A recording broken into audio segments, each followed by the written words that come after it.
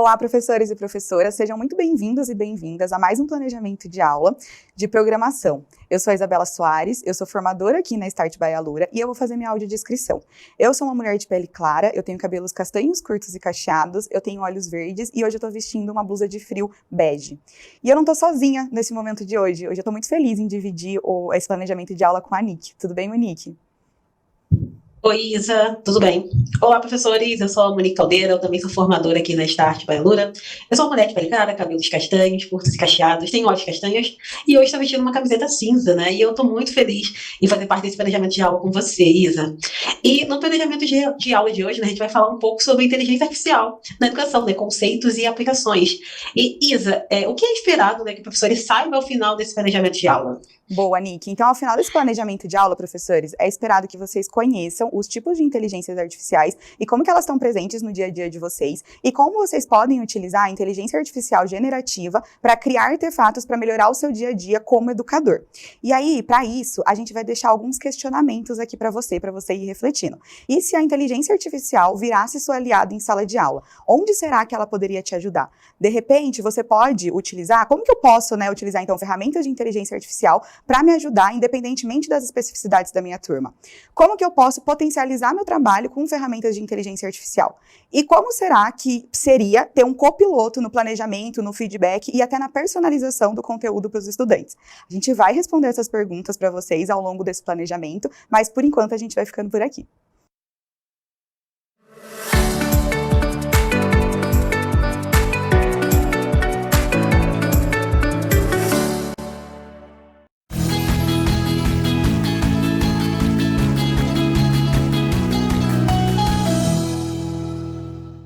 Olá, professores, sejam bem-vindos de volta. E aqui nesse bloco a gente vai falar um pouquinho sobre artificiais e onde que elas estão presentes no dia a dia de vocês. E para iniciar, a gente vai deixar aqui uma pergunta para vocês. Onde será que está a inteligência artificial? E aí aqui já fica a resposta, né? Ela está no seu bolso, ela está no seu carro, ela está na sua sala de aula. E de que forma? A inteligência artificial, ela é muito antiga. A gente está falando muito sobre ela ultimamente porque a gente está falando muito sobre a inteligência artificial generativa. Mas a gente já utiliza há muito tempo, por exemplo, no Google Maps ou qualquer outro aplicativo de definição de rotas. Para o Google Maps fazer uma definição da rota para o lugar onde você quer chegar, ele precisa da inteligência artificial. Então vamos supor que você erre o caminho e ele faça o recálculo da rota. Ele também utiliza a inteligência artificial para isso.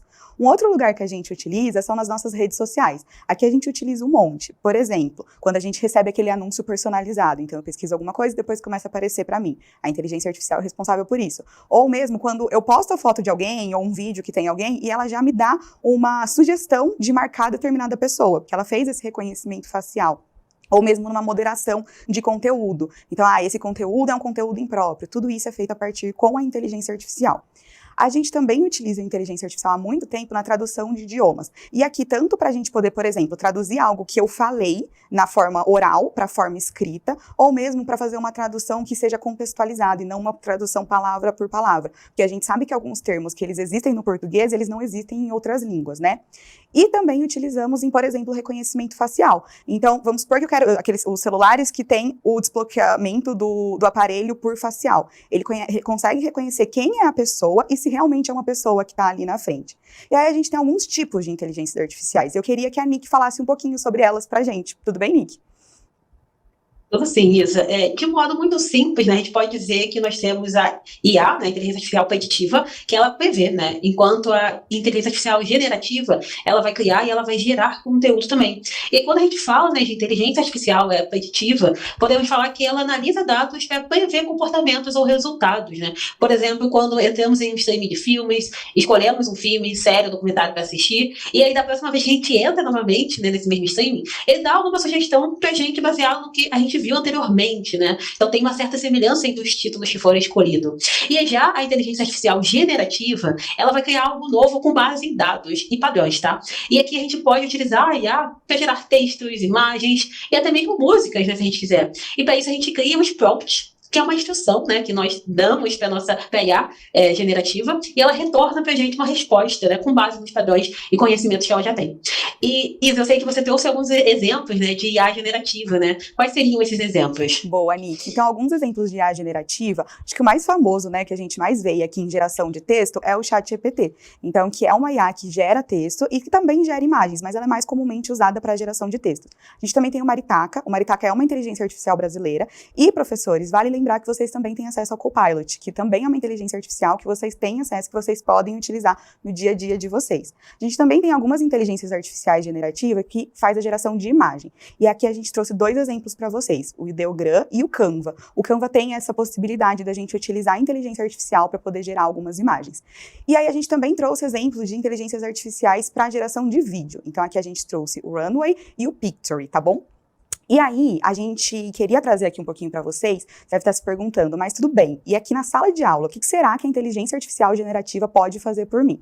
E aí a gente trouxe alguns exemplos. Então, imagine que você utilize dessas inteligências artificiais generativas para poder criar os planos de aula de vocês. Então, vocês criam prompts que pede para criar um plano de aula para uma determinada turma, e ele cria ali esse plano de aula.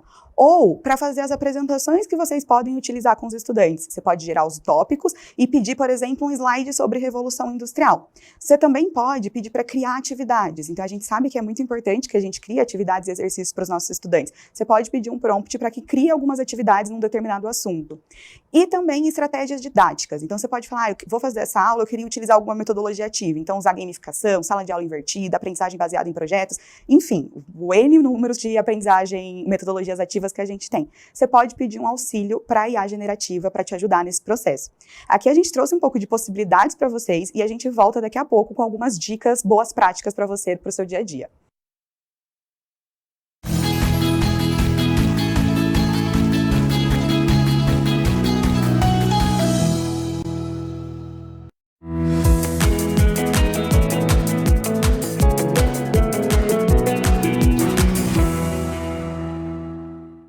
Bem-vindos de volta para trazer um pouco de boas práticas para a utilização da IA generativa no dia a dia de aula de vocês. Para começar, eu trouxe um exemplo aqui de um prompt que eu criei. Então, eu queria criar uma imagem e que essa imagem refletisse cientista de sucesso. Então, eu criei esse prompt, cria uma imagem, : cientista de sucesso. Essa aqui foi a resposta que eu tive. Vamos observar um pouquinho essa imagem. De repente, quando eu falei aqui também cientista de sucesso, você tenha pensado em algo muito parecido. Então, a gente tem aí um homem branco, que ele está num laboratório que a gente consegue perceber que tem algumas vidrarias e um microscópio. Quando a gente pensa em cientistas de sucesso, que a gente sempre viu na televisão, é retratado em desenhos animados e tudo isso, a gente normalmente vê esse retrato, um homem usando jaleco e ele está sempre com o seu microscópio, com a sua vidraria. Isso porque a gente tem um viés, a gente já percebe, a gente já consegue criar uma imagem de um cientista de sucesso. E é muito importante trazer que a inteligência artificial generativa, ela aprende, ela cria padrões a partir de coisas que nós ensinamos para ela. Então, se a gente sempre ensina para ela que um cientista de sucesso tem essa imagem, né, desse homem branco que está com jaleco, ela vai me dar uma resposta dessa forma, porque ela reconhece um padrão a partir das palavras que eu utilizei no meu prompt e ela me dá uma resposta. Então, cabe a gente começar a especificar isso e tirar esses olhares enviesados que a inteligência artificial pode vir a ter.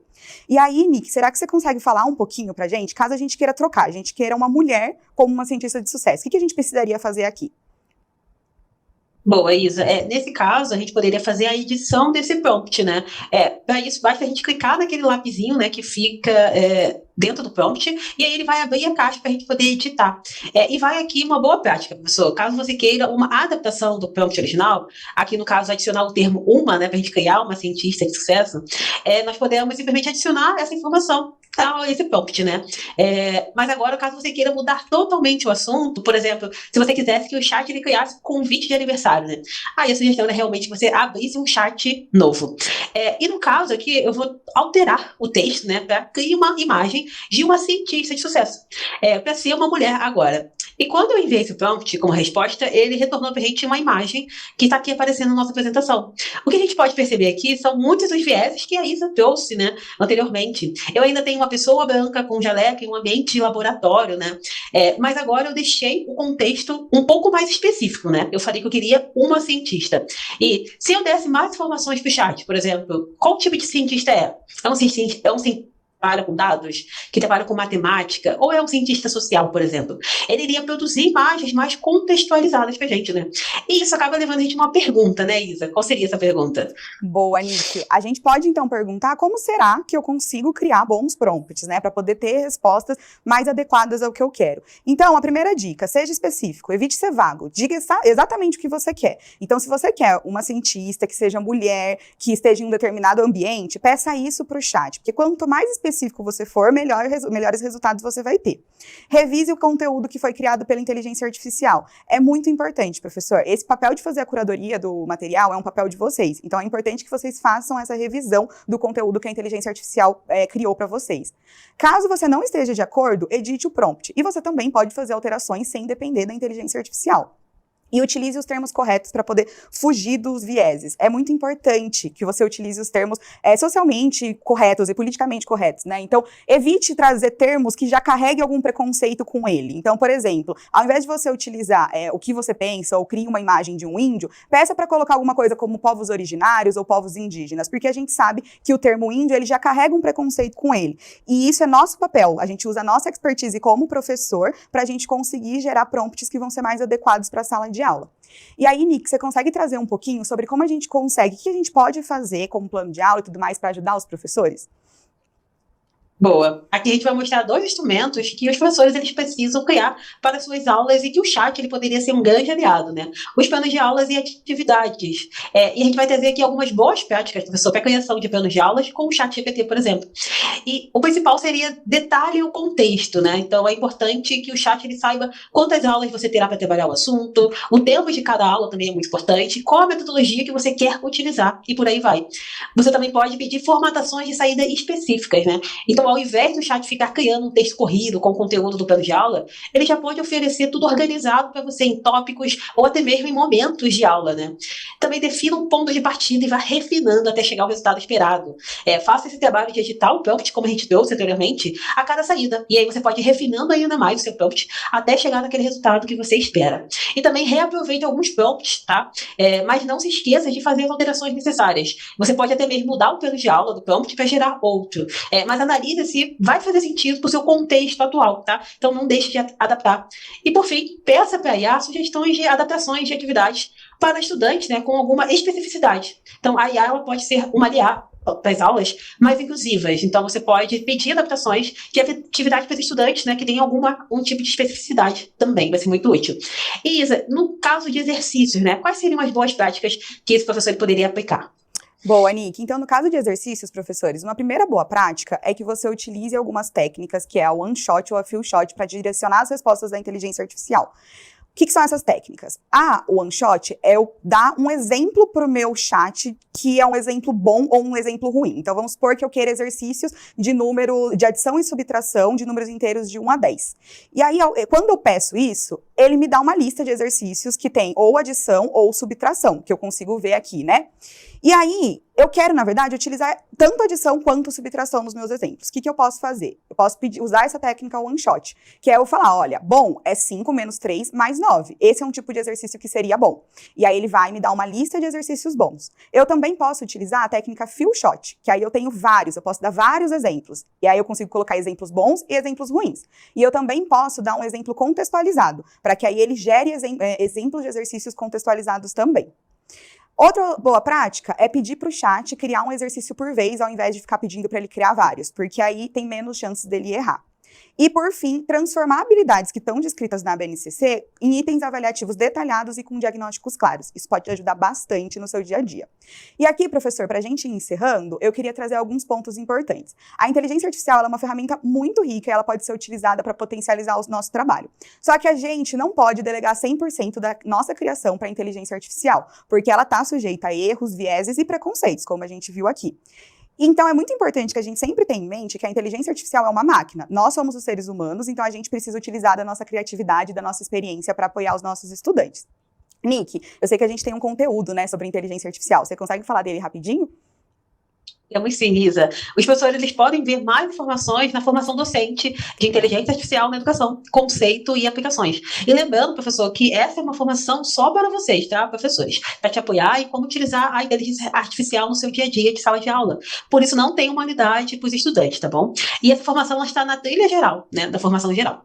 E é isso, hoje vamos ficando por aqui, mas a gente vai deixar o link para que você, do formulário de avaliação desse planejamento de aula, né? E é sempre bom lembrar, professor, que a sua avaliação é muito importante para que a gente sempre traga, né, conteúdos que façam cada vez mais sentido para a sua sala de aula. E eu queria agradecer, Isa, por ter participado desse planejamento de aula com você. Foi ótimo. Muito obrigada, Nick, e até mais, professores.